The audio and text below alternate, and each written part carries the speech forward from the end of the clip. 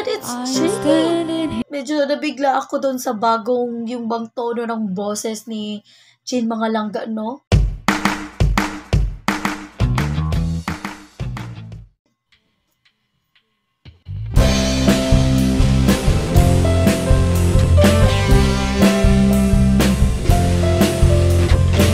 Okay guys, this video is entitled of Living on a Jet Plane, Father and Kids Jamming at France Rhythm. So, ito yung bagong video nila mga langga, no? So, yung bang masasabi mo talaga na ito yung banda na nakakatanggal ng stress.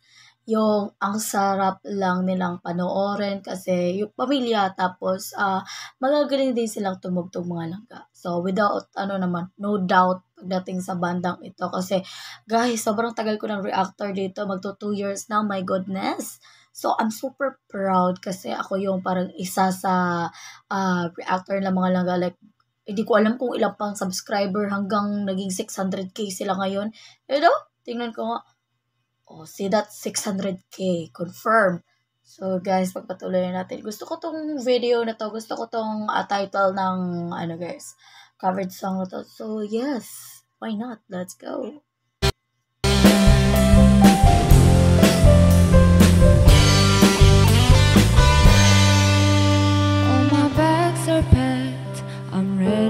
Oh my God, it's Jin! Standing here outside your door.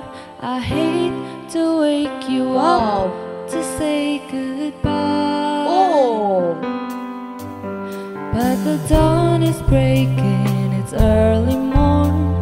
The taxi's waiting, he's blowing his horn. Already I'm so lonesome. My goodness, medyo nabigla ako doon sa bagong yung bang tono ng boses ni Jin Mangalangga, no? So, parang, siya, yung bang calm, and then, may pagka-girly.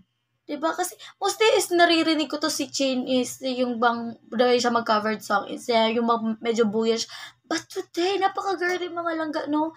Yung bang, yung bang makikita mo talaga sa kanya, or maririnig mo sa kanya na, meron nga talaga silang pagkakapareho ni Char. Magkapatid nga sila, walang duda. I could die. Oh my God! So kiss me and smile for me. Tell me that you'll wait for me. Hold me like you'll never let me go.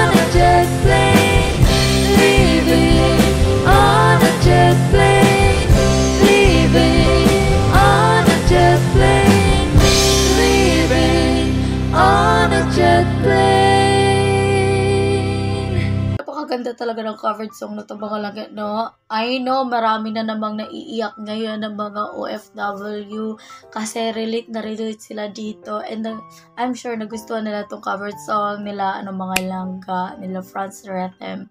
Kasi sinabi nga dun sa kanta, gustuhin man natin o sa hindi, or ayaw man natin umalis, diba? Wala tayong choice.